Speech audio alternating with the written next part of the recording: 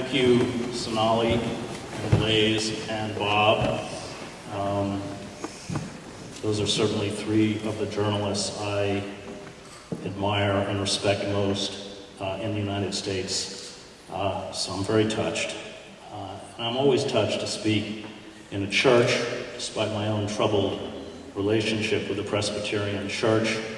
I was a Presbyterian seminarian at Harvard, but felt, as my father was, as Bob said, a minister, that I was called to write rather than lead a congregation.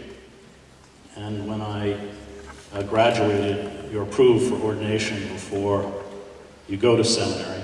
I had to meet with my committee and tell them what my call was, and in order to be ordained. And I remember when the committee asked me what my call was, I told them I was going to go to Central America as a freelance reporter and cover the war in El Salvador. There was a long silence, and the head of the committee said, "We don't ordain journalists." So that was the end of my relationship with the Presbyterian Church. And I think in some ways it must have been somewhat painful for my dad to watch me go that far in the ministry and then finally not follow his vocation. But as Bob said, he certainly gave me a moral grounding. And he himself was pushed out of the church, not because of the civil rights movement or even the anti-war movement, but because of the gay rights movement. His youngest brother, my uncle, was gay, and my father had a particular sensitivity to the pain of being a gay man in America in the 1950s and the 1960s. And at that point, he had a church in Syracuse, and when he found out there was no gay and lesbian organization at Colgate, where I was an undergraduate, an hour away, he brought the gay speakers to the campus. And this led, as Bob said, after several meetings with groups of students, with gay activists, to students confiding in my father that they were too uncomfortable forming a gay and lesbian organization. So my father came and told me I had to found it, which I did. But I tell that story because his outspokenness for gender equality, it became apparent that he was finished in the church. And he did this amazing thing. He refused to back down, and it was the lesson that fortified me years later with the New York Times. And instead of bowing to that pressure, one Easter, he announced that he was holding a public Easter service for all GBTL in the city of Syracuse. And he came and got me at Colgate because he told me that it would probably be the last time I heard him preach.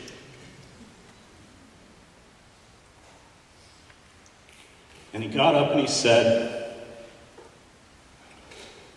"Marriage is a sacrament. It is not a reward for being heterosexual.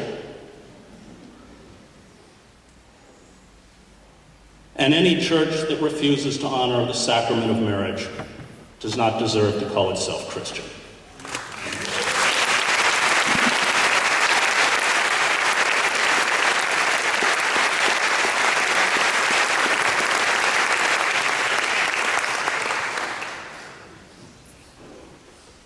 And everything I do is by the standard that he set.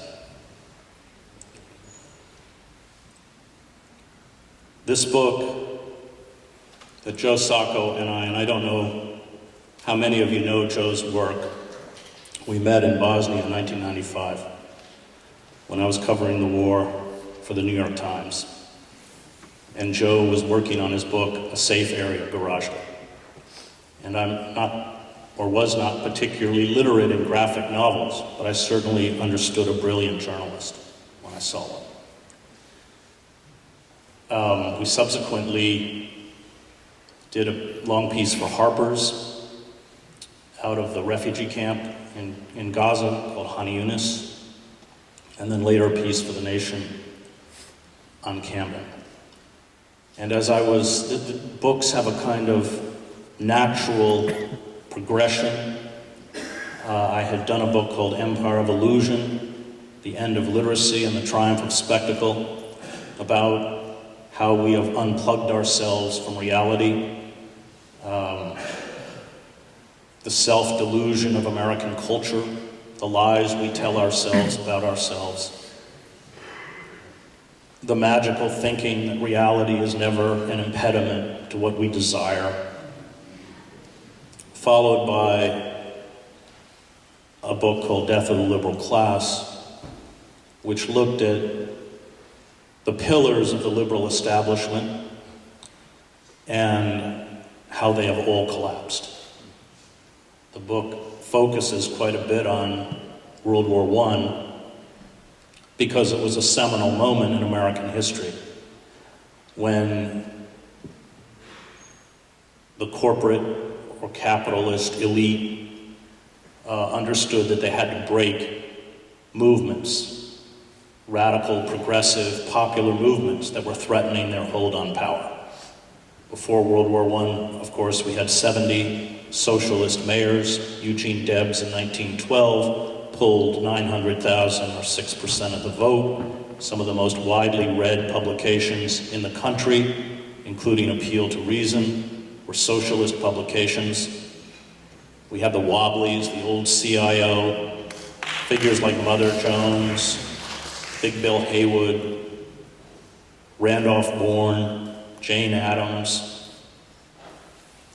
And what happened, and I think the echoes of what happened have reverberated down to today, is that Wilson, led by Walter Lippmann, the sort of grand inquisitor of the American intellectual class, understood by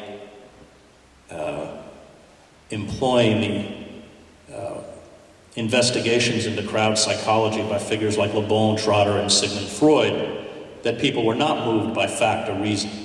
They were moved by the manipulation of emotion, what Lippmann calls manufacturing consent. That's where Herman and Chomsky get the title of their book on the press from. And so they set up the Creel Commission, or the Committee for Public Information, which churns out this sophisticated propaganda, its own film division in Hollywood, making films like The Kaiser, The Butcher of Berlin, speakers bureaus, its own news bureaus that every day are churning out pro-war stories. And when you read Bourne and you read Addams, one of the undercurrents of despair is how easily the intellectual class are seduced into the war effort, which is precisely what Lippmann understood. And those recalcitrant figures, like Debs, are eventually imprisoned. So they only have to use the Espionage Act or the Sedition Act for those marginal figures who retain their intellectual and personal integrity. And there's a writer that I like very much, Dwight MacDonald, not read a lot anymore. He ran a magazine called Politics after the war, and if any of you know Chomsky's history, Chomsky credits his political awakening to that magazine, Politics, which published Orwell, Bettelheim, Hannah Arendt, and others. But MacDonald, when he looks back at that period, says that populist movements, radical movements, the war was the rock on which they were broken. And immediately after the war, the members of the Committee for Public Information head straight to Wall Street and start working for corporations to upend traditional American values of thrift, self-effacement, and replace it with a cult of the self and with the installation of consumption as a kind of inner compulsion. And I think today when we speak about American culture, what we're really speaking about is corporate culture. And at the same time, the dreaded Hun became the dreaded Red. And we entered what MacDonald calls the kind of psychosis of permanent war, that constant search for the internal and the external enemy. And as MacDonald points out, none of the political theorists, including Karl Marx, anticipated the psychosis of permanent war, which MacDonald says has the capacity to get the masses to call for their own enslavement. Now, the destruction of these radical and progressive movements, which was finally culminated after World War II with the House On-American Affairs activity, thousands of university professors, high school teachers, social workers. It used to be that social workers advocated the unions on behalf of their clients, artists, directors, writers, musicians, journalists, like I.F. Stone, who becomes a pariah, cannot even get a job at The Nation magazine and starts I.F. Stone's Weekly in the basement, are pushed out of the system. The radical movements are destroyed, dismantled, and liberal institutions are effectively disemboweled. Now, the liberal class was never designed to be the political left. And Howard Zinn does a wonderful job of sort of laying this out in the People's History of the United States, but all of the openings or correctives to American democracy came through movements that never achieved political power. The Liberty Party that fought for slavery, the suffragists who fought for women's rights, the labor movement, the civil rights movement. The liberal class made incremental or piecemeal reform possible. It functioned as a kind of safety valve. And when Conrad Black writes his biography of Roosevelt, he says that Roosevelt's greatest achievement was that he saved capitalism. That's what a liberal class is designed to do. Chomsky makes this point, constantly, and he's correct. They set the parameters by which acceptable debate, and of course, you're never allowed to challenge the virtues of the ruling class. So if there's a retrospective on the Vietnam War, then we didn't anticipate the insurgency, or if there's a retrospect on the Iraq War, it's the same kind of language. But to remain within the parameters of the establishable class is not to challenge the motives of the power elite. And when there are legitimate grievances, to ameliorate those grievances enough to maintain control. When the liberal class breaks down, and this is a constant theme in Dostoevsky, it's what Demons is about, his novel Demons, it's what Notes from Underground is about. Mouseman in Notes from Underground is the figure who went to all the Obama rallies and chanted, "Yes, we can," and has now retreated into cynicism and disgust.